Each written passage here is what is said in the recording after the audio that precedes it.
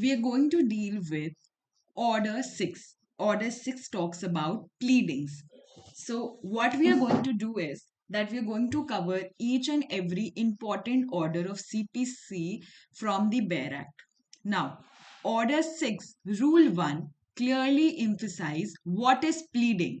So, pleading shall mean plain or written statement. So, here it is said that pleading includes plaint and written statement. Now, the word plaint is defined under Order 7 and written statement is defined under Order 8. Or you can say the rules regarding the plaint has been uh, explained in Order 6, Order 7 and written statement in Order 8.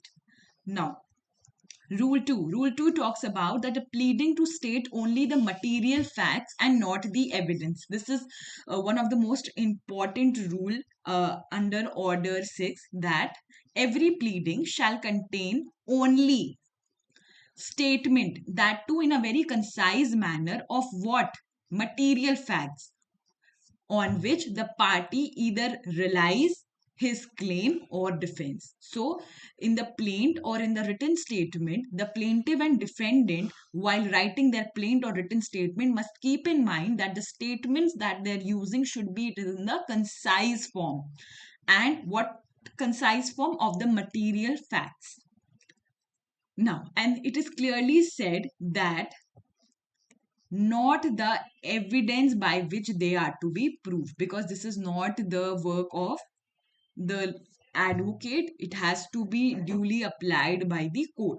Now, sub rule 2 talks about that every pleading shall, when necessary, be divided into paragraphs numbered consecutively, each allegation being so far as convenient contained in a separate paragraph. So basically they are saying that pleading should be, as far as possible, be in separate paragraphs, and then dates, sums and numbers be expressed in the pleading in figures as well as in words.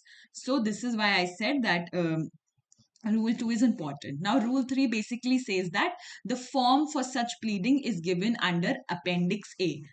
And basically, what is the objective of providing the forms? It's just that they are where they are not applicable forms of the like character, as nearly as may be, shall be used for all pleadings, so that there can be uniformity maintained.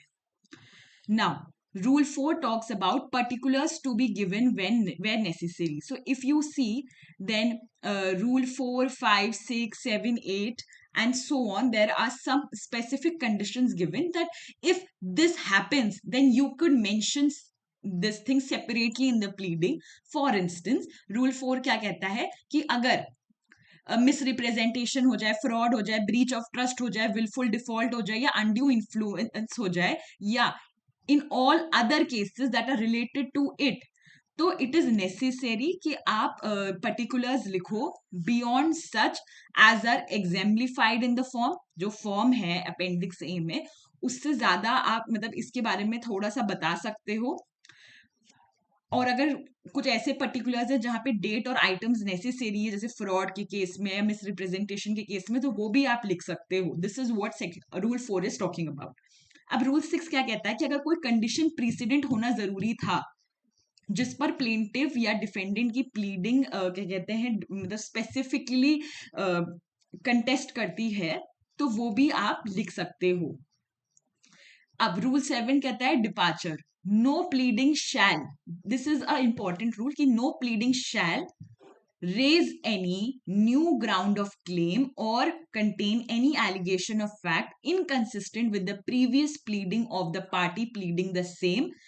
So this is a general rule कि आप कोई भी pleading में कोई नया ground या claim नहीं आ सकता है except by way of amendment. अब rule 8 क्या बात करता है? denial of contract. Where a contract is alleged in any pleading, a bare denial of the same, अगर आप एक bare denial कर देते हो, shall be construed only कि आपने denial किया है एक fact of an कोई fact उस express contract का जो allege हुआ है, या कोई matter of fact from which the same may be implied, but that does not mean कि आप उस contract की legality या sufficiency को कुछ कर रहे हो. नाउ रूल 9 बेसिकली बात करता है कि effect of document to be stated, कि अगर कोई ऐसा डॉक्यूमेंट का कंटेंट है जो मटेरियल है तो आप उसका एक इफेक्ट स्टेट कर सकते हो as briefly as possible. Now rule 10 basically बात करता है कि अगर whenever it is a material to allege, कोई ऐसा आपके पास मटीरियल है जिससे आप बता सकते हो कि ये मैलिस है या फ्रॉडलेंट इंटेंशन है, नॉलेज है या फिर कोई भी other condition of the mind of any person, तो इट इज सफिशिएंट कि आप उसको एज अ फैक्ट मेंशन कर दो, विदाउट कि ये नहीं करना है कि व्हाट आर द सर्कमस्टांसेस जिससे आपको ये इन्फर हुआ है। So basically the objective of this rule is to clearly mention कि जो रूल 2 में लिखा था ना कि कितने कंसाइज मैनर में आप लिख सकते हो, बट ये कुछ ऐसी सिचुएशंस होती हैं जो थोड़ी सी डिफरेंट होती है, इसका पता होना मतलब जब एप्लीकेशन ऑफ माइंड होगा बाय द जजेस तो थोड़ा इजी होगा to infer what is the fact in issue. So this is why it is said कि आप ऐसे कुछ इश्यूज होंगे तो आप उसको भी क्लियरली मेंशन कर दो, लेकिन इन अ कंसाइज मैनर। अब रूल 11 भी एक ऐसी सच सिचुएशन की बात करता है कि जहां पे नोटिस देना इंपॉर्टेंट था, तो आप स्टेट कर सकते हो कि that notice as a fact कि हमने नोटिस दे दी थी या नोटिस नहीं दी थी। लेकिन अगर नोटिस को किसी प्रिसाइज फॉर्म में लिखा गया है और प्रिसाइज मैनर में ही देना चाहिए था, वैसा हुआ या नहीं हुआ, तो आप उसको भी मेंशन कर सकते हो। रूल 12 बात करता है कि कोई इम्प्लाइड कॉन्ट्रैक्ट या फिर उसका कोई रिलेशन है तो इट वुड बी सफिशिएंट अगर आप ये लिख दो कि सच कॉन्ट्रैक्ट या relation as a fact to refer generally to such letters, conversations, circumstances without setting them in detail. मतलब आप जितना कंसाइज मैनर में उस चीज को इन्फॉर्म कर दो, मतलब वेरएज मतलब दे आर टेलिंग कि ऐसे ऐसे डिफरेंट सिचुएशंस होते हैं तो इन सिचुएशंस को आप बताओ लेकिन इन अ वेरी कंसाइज मैनर। फिर रूल 14 की अगर हम बात करें, वेट, हाँ, rule 14, now 14 onwards it is very important कि मतलब यहां से आपके क्वेश्चंस आते ही आते हैं। तो रूल 14 बेसिकली क्या कह रहा है, प्लीडिंग्स टू बी साइंड, तो every pleading shall be signed by the party and his pleader, और अगर पार्टी नहीं साइन कर पा रही है due to any emergency that to a good cause, तो फिर any person duly authorised by him can sign the same.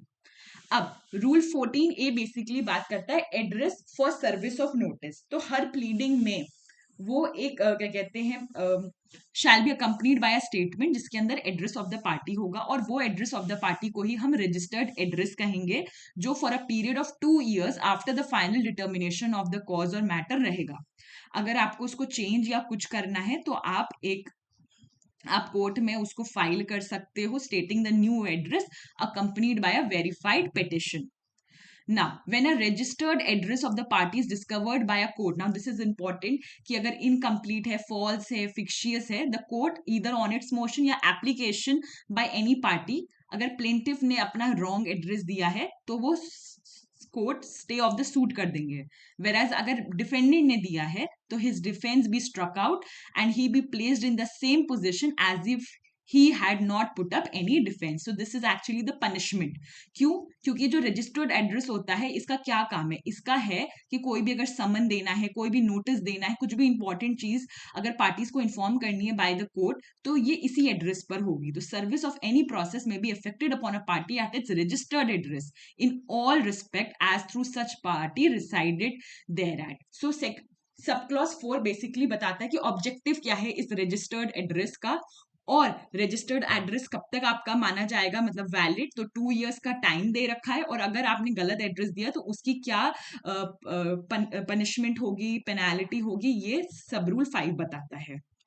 अब 6 बेसिकली बताता है कि अगर ऐसा हो गया सब रूल 5 में कि पार्टीज ने जो गलत दिया था अगर प्लेंटिफ ने दिया तो उसका सूट स्टे कर दिया, तो यहां पर क्या हो सकता है, when a suit is stayed or a defense is struck out under rule sub rule 5, the plaintiff or as the case may be defendant दोनों के लिए है कि वो अपना ट्रू एड्रेस कोर्ट को अप्लाई करेंगे, और फिर कोर्ट को अगर सही लगेगा वो सेट असाइड कर देगा अपना ऑर्डर ऑफ स्टे और the order of striking for the defence.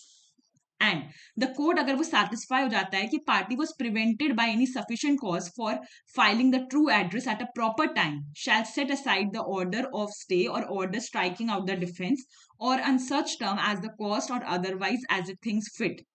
So basically अब एक और कंडीशन बता दी कि अगर कोर्ट ने आपसे कहा था कि चलो आपने एक बार गलत एड्रेस दे दिया, आप सही एड्रेस दो, और सही एड्रेस के लिए कोई समय दिया था, आप तब भी नहीं अपना सही एड्रेस कोर्ट तक पहुंचा पाए, और अगर कोर्ट को लगेगा कि आपके पास कोई गुड कॉज है, तो भी कोर्ट आपका डिफेंस जो उसने स्ट्रक किया था वो सेट असाइड कर देगा, या प्रोसीडिंग जो सेट असाइड कर दी थी उसको भी स्ट्रक कर सकता है। Now rule 15 and 16 and 17 are very very important. यहां से प्रीलिम्स में भी क्वेश्चंस आते हैं, मेंस में भी क्वेश्चंस आते हैं।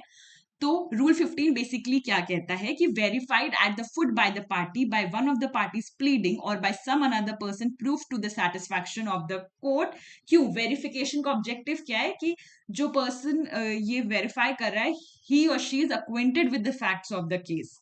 The person verifying shall specify कि विद रेफरेंस, जितने भी पैराग्राफ्स नंबर्ड थे ये आपने रूल 2 में पढ़कर आए थे, what he verifies of his own knowledge, कि आप उसने जो भी चीजें इसमें लिखी है वो उसकी खुद की नॉलेज से वो बिलीव करता है ट्रू है, या फिर what he verifies upon information received and believe to be true. तो दो तरीके से उसको ये चीज बतानी है। Up. The verification again shall be signed by the person making it and shall state the date on which and this. So this is the requirement. Up. Again जो person verify कर रहा है उसको affidavit भी देना है support में। Rule 16 basically किसकी बात करता है? Striking out pleading.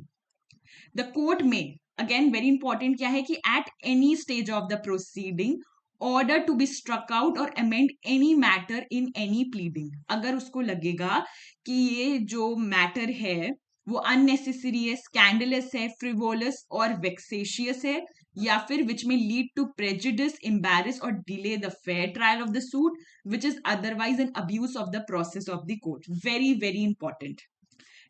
Rule 17 basically क्या बात करता है? Amendment of pleading. तो court again at any stage of the proceeding allow कर सकता है अमेंडमेंट के लिए जब उसे ये लगे कि determination of the real question and controversy between the parties important, अगर वो अमेंडमेंट नहीं हुआ तो, provided that no application for amendment shall be allowed after the trial has commenced.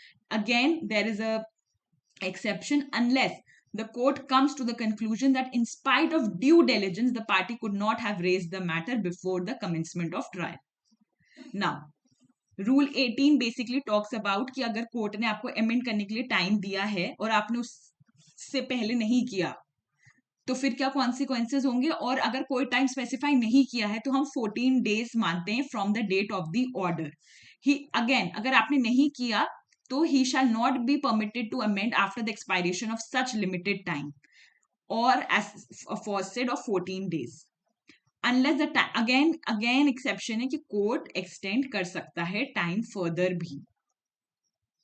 So basically जो हमने ये आज ऑर्डर 6 पढ़ा, तो ऑर्डर 6 किसके बारे में डील करता है? ऑर्डर 6 प्लीडिंग्स के बारे में बात करता है। सो बेसिकली जब हम ऑर्डर 6 पढ़ रहे होते हैं तो we need to make sure कि हम इसके साथ सेक्शन 26 जो इंस्टीट्यूशन ऑफ द सूट के बारे में बात करता है, ऑर्डर 4 जो इंस्टीट्यूशन ऑफ द सूट के बारे में बात करता है, along with order 6 that is the pleading, and 7 and 8 that is plaint and written statement. तो जब भी आपको कोई आंसर लिखना है तो आपको ये सब साथ में लिखना पड़ेगा। प्लीडिंग एक इंपॉर्टेंट चीज है, यहां से क्वेश्चंस आएंगे। अगेन हम डिस्कस कर लेते हैं क्या क्वेश्चन आ सकते हैं। सबसे पहले तो rule 1 is important, then rule 2 is important, then rule 7 is important, then ये सब आप रीड कर सकते हो। Rule 14 and 14 A is important, then rule 15 is important, 16, 17, 18 is important. Thank you very much.